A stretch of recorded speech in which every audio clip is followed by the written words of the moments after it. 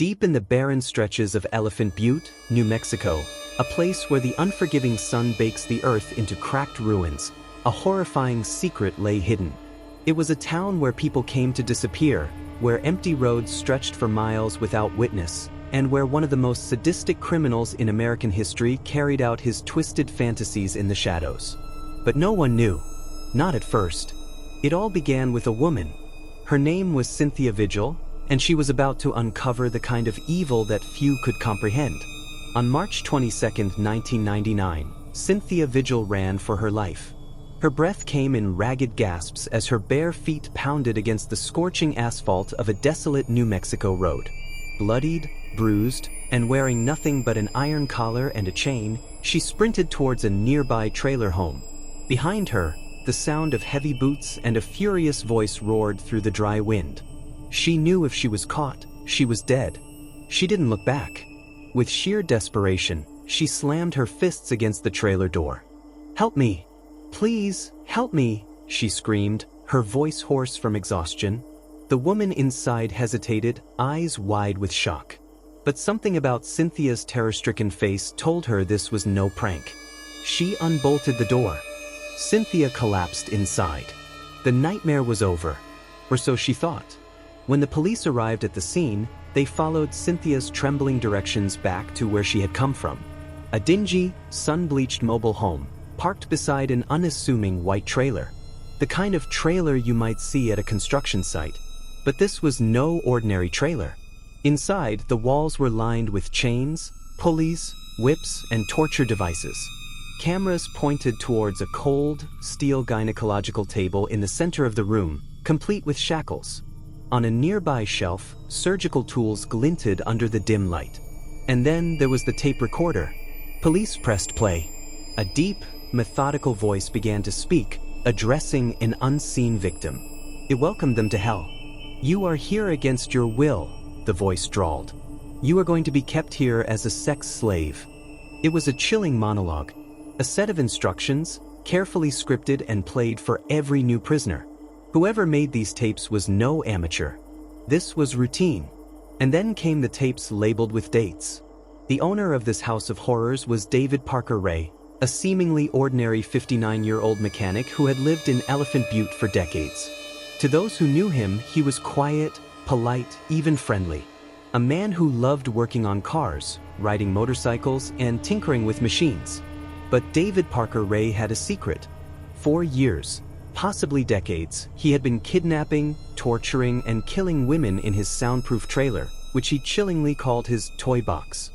According to evidence, he had meticulously planned his crimes. He would stalk sex workers, runaways, and vulnerable women, abduct them, and bring them to the trailer. There, he would subject them to weeks of sadistic torture, recording every moment on camera. Some he drugged into amnesia, releasing them back into the world with no memory of their ordeal. Others were not so lucky. Ray boasted that he had murdered many women, though no bodies were ever recovered. David Parker Ray had not acted alone.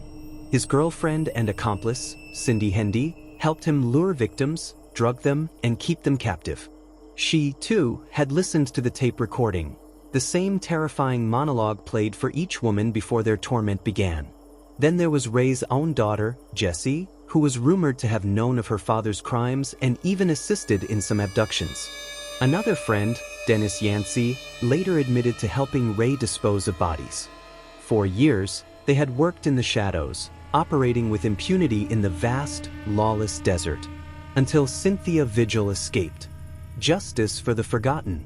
In 2001, David Parker Ray was sentenced to 224 years in prison. But justice came too late for many. Authorities suspected he had killed dozens of women, yet no remains were found.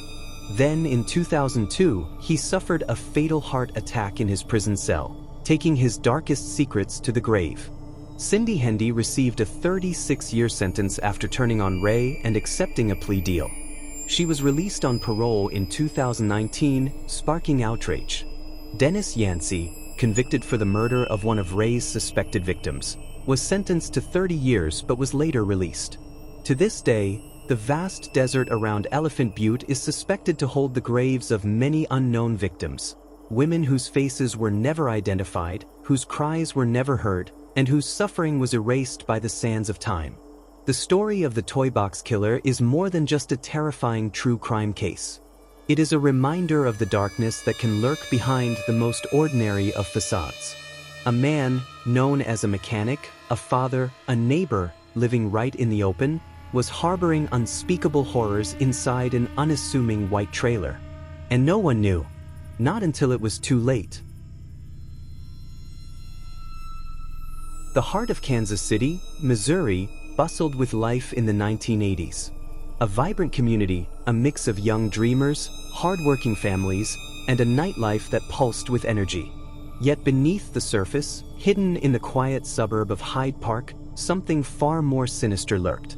For years, young men in the area had gone missing. Drifters, runaways, and street kids, people whose society had already forgotten, seemed to vanish without a trace. Some assumed they had left town. Others whispered darker theories. But no one could have imagined the horrors that were taking place behind closed doors. A narrow escape. On the morning of April 2, 1988, a neighbor in Hyde Park was startled by the sight of a young man frantically pounding on a door, his hands still bound in leather dog collars, his body bruised and bloodied. He had escaped from a house just down the street, and what he told the police that day would uncover one of the most disturbing cases Kansas City had ever seen. His name was Christopher Bryson. He had spent days in a nightmare, chained, tortured, drugged, and subjected to horrors that no human being should ever endure. And the man responsible? A local business owner known as Robert Berdella. A respected member of the community? To those who knew him casually, Robert Berdella was just another resident of Kansas City. He ran a shop in the Westport flea market called Bob's Bizarre Bazaar, a store filled with oddities, occult books, strange trinkets, and exotic artifacts. He had an eye for the macabre, but in a way that many dismissed as eccentricity rather than warning signs of something far darker. He was active in his community, known for helping out troubled youth and offering them odd jobs. But few knew that his generosity was a facade, a carefully constructed trap designed to lure the vulnerable into his grasp. When police entered Berdella's modest home at 4315 Charlotte Street, they had no idea what they were about to uncover. It was Christopher Bryson's testimony that had brought them there, but nothing could have prepared them for the horrors inside. The house smelled of decay.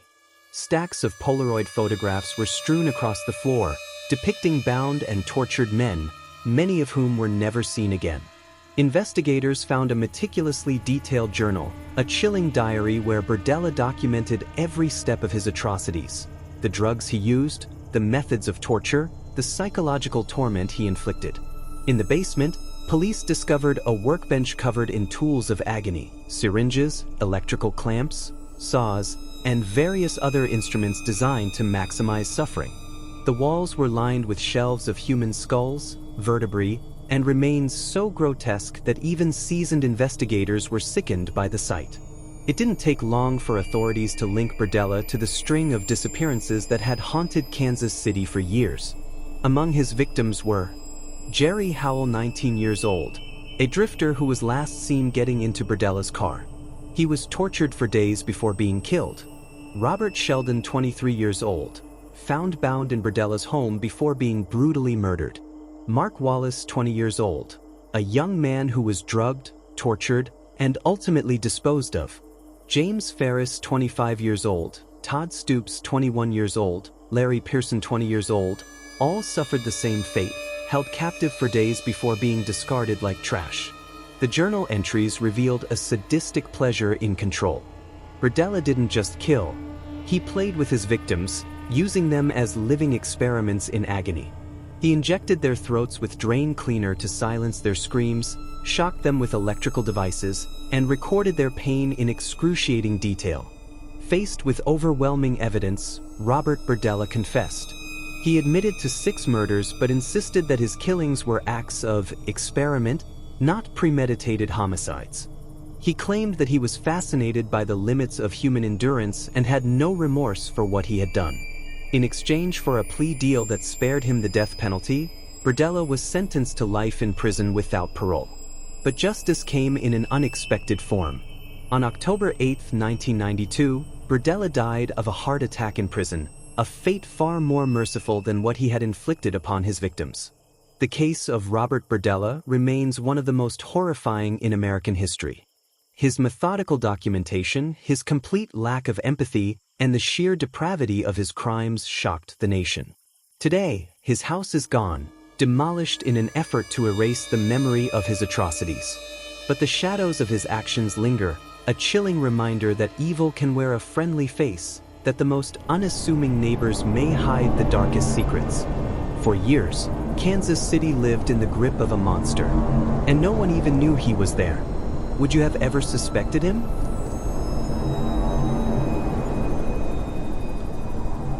New York City in the early 1900s was a place of dreams and opportunity, a beacon of hope for immigrants and families trying to carve out a better future.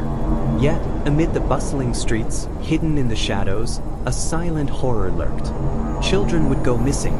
Some vanished from their front yards, others from playgrounds, and some from their very homes. The disappearances left families shattered, law enforcement baffled, and the entire city gripped with fear.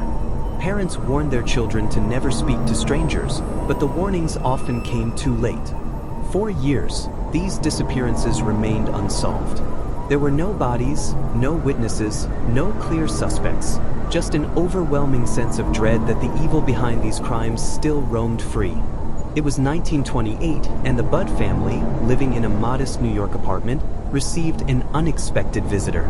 They were struggling, like many families of the time, and were thrilled when a kind-looking elderly man named Frank Howard arrived at their door. He claimed to be a wealthy farmer from upstate, seeking to hire their son, Edward Budd, for work on his property. He was soft-spoken and polite, dressed in an old-fashioned suit. He smiled warmly at the Budds, promising Edward a good wage and steady employment. The family was eager for the opportunity, especially in the difficult economic times. But Frank Howard had another interest. While sitting in the Budd family's living room, his eyes lingered on Edward's younger sister, Grace Budd, a sweet 10-year-old girl with curly brown hair and an innocent smile. Without hesitation, he suggested something unexpected. Before taking Edward to work on his farm, he wanted to take Grace to his niece's birthday party. He assured them she'd be back by evening. The Budds, trusting the kind old man, agreed. Grace Budd walked out the door that day. She was never seen alive again. As night fell and Grace did not return, panic set in. The Budds realized they had been deceived. There was no farm, no niece, no birthday party, and no Frank Howard. The police launched a desperate search, but there were no leads. The name Frank Howard was fake. There was no trace of the man who had walked into the Budd household and taken their daughter away. The city was horrified, but no one could imagine the true evil behind her disappearance. For 6 years, Grace's case remained a mystery. Her parents never gave up hope, but the police had little to go on. Then, in 1934, a letter arrived at the Budd home. A letter so horrifying that it would become one of the most infamous documents in true crime history. The letter, written in shaky, deliberate handwriting, detailed exactly what had happened to Grace Budd. It was filled with grotesque descriptions, but one part stood out most. I took her to an empty house in Westchester. First, I stripped her naked. How she did kick, bite, and scratch. I choked her to death, then cut her into pieces so I could take my meat to my rooms, cook and eat it. It took me 9 days to eat her entire body. The Budd family was shattered, but within the horror of that letter, police found a clue. The envelope bore a small emblem from the New York Private Chauffeurs Benevolent Association. It was an oversight, a mistake the killer hadn't realized. The police traced the letter back to a small, run-down apartment in Manhattan.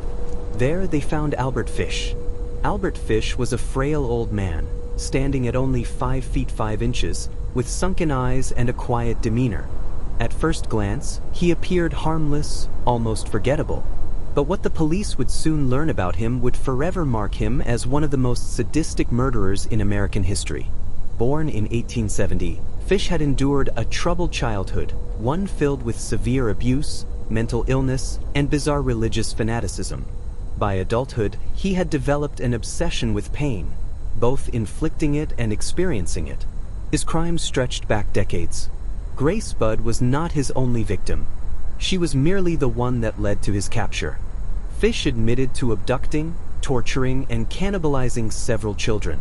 He claimed to have been compelled by voices that told him to commit his horrific acts. He was particularly drawn to children because, in his twisted mind, they were pure and more desirable for his sadistic cravings. He also practiced extreme self-torture. When police searched his body, they discovered something horrifying: dozens of needles embedded deep within his groin and pelvis, metal shards he had inserted over the years for his own pleasure. Fish's trial in 1935 was one of the most shocking the country had ever seen. The public could not comprehend how such a frail old man could be responsible for such monstrous crimes. He smiled in court. He laughed while describing the torture of his victims. When asked why he committed such atrocities, his response was chilling. "I like children. They taste sweet." His defense team tried to plead insanity, arguing that only a madman could do what Fish had done. The prosecution countered that he knew exactly what he was doing. It took the jury less than an hour to reach a verdict. Guilty. Albert Fish was sentenced to death by electric chair at Sing Sing prison. On January 16, 1936, Albert Fish was led to the execution chamber. The executioner later claimed that Fish had been so eager for his own death that he helped the guards strap him into the electric chair. When the switch was flipped, the electricity surged through his frail body. But something unexpected happened. The metal needles still lodged inside his pelvis caused the first jolt of electricity to fail. The execution had to be repeated. Minutes later, Albert Fish was dead. The case of Albert Fish is one of the darkest and most disturbing in true crime history. He was not a man driven by rage, greed, or even desperation. He was a true sadist, someone who took pleasure in the suffering of others, especially children. Even today, the mere mention of his name sends chills down the spines of those who know his story. The letter he wrote to the Budd family remains one of the most horrifying documents in existence, a chilling window into the mind of a true monster. The Gray Man, as he was sometimes called, is proof that evil can wear an ordinary face, that danger doesn't always come in the form of a shadowy figure in an alley. Sometimes, it comes in the form of a polite old man, knocking on your door, smiling and offering kindness, before revealing the unimaginable horrors lurking beneath his skin.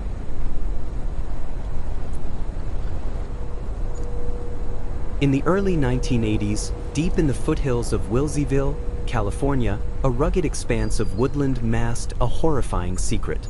From the outside, the secluded cabin seemed ordinary, a weathered retreat surrounded by towering pines, far removed from the eyes of neighbors or authorities.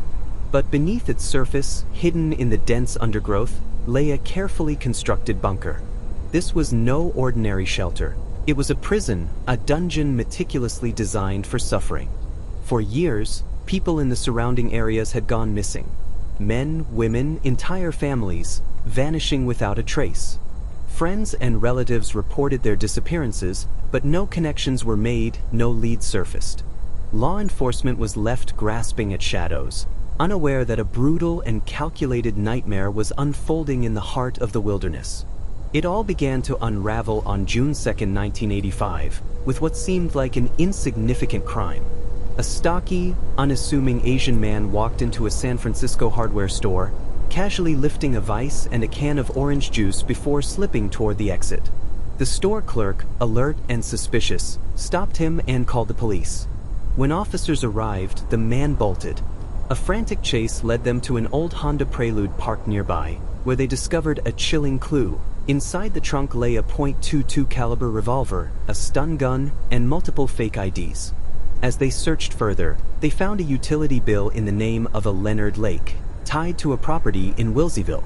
Before they could question the suspect further, he did something unthinkable. While left alone in the interrogation room, he produced a cyanide pill from his lapel, placed it in his mouth, and within moments, collapsed to the floor, foaming at the mouth. Leonard Lake was dead. But the horrors he left behind were only beginning to surface. Curious about the address on the bill, police decided to investigate. They traveled deep into the rural countryside to find the isolated cabin. As they approached, the property appeared deserted, but something was off. The land was littered with charred metal barrels, piles of women's clothing, and strangely placed cinder blocks. Then they saw the bunker. Upon prying open the heavy door, they stepped into a dimly lit, windowless chamber. The air was thick with the stench of rot and decay. The room was small, claustrophobic, with a metal bed frame bolted to the wall, handcuffs still dangling from its corners. A mirror covered one side, reflecting the horror that had taken place within these walls. Next to the bed was a wooden chair with restraints, a table with surgical tools, and scattered across the floor, they found videotapes. The tapes were what unraveled the full depravity of the nightmare that had taken place. Detectives sat in horror as they watched dozens of recorded sessions of women shackled, their voices trembling with fear as they pleaded for their lives. The men behind the camera were unseen at first, their voices instructing the victims to obey, to accept their fate. Then the camera shifted, and two faces emerged. Leonard Lake, a grizzled, middle-aged survivalist, stared into the lens, calmly explaining his philosophy. He believed in a personal dystopia, a world where women were submissive slaves, where he, the master, could mold them into obedient playthings. The second face was Charles Ng, younger, more erratic, his sadistic excitement barely concealed as he taunted the captives. It was all inspired by Operation Miranda, a twisted fantasy based on the novel The Collector, in which a man kidnaps and imprisons a woman, forcing her into servitude. But unlike fiction, this was real. As police continued to unearth the property, the full extent of the carnage became evident. Buried in shallow graves, hidden in metal drums, and burned beyond recognition, they found remains, some identifiable, some reduced to mere fragments. 12 confirmed victims, but authorities suspected there were many, many more. Among the victims were Brenda O'Connor, Lonnie Bond, and their infant son, a family that had simply trusted the wrong neighbor.